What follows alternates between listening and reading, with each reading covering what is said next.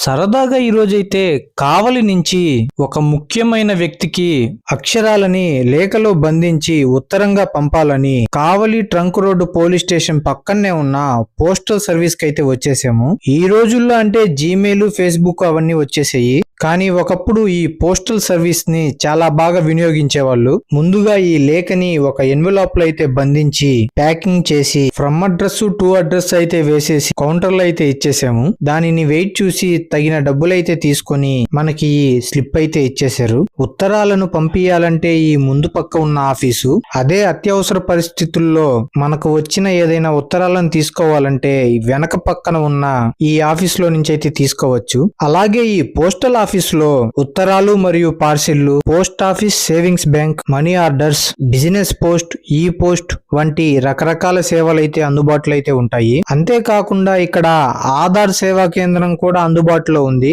ఇక ఈ post office లో ఏటీఎం సర్వీస్ కూడా అవైలబుల్ అయితే ఉంది.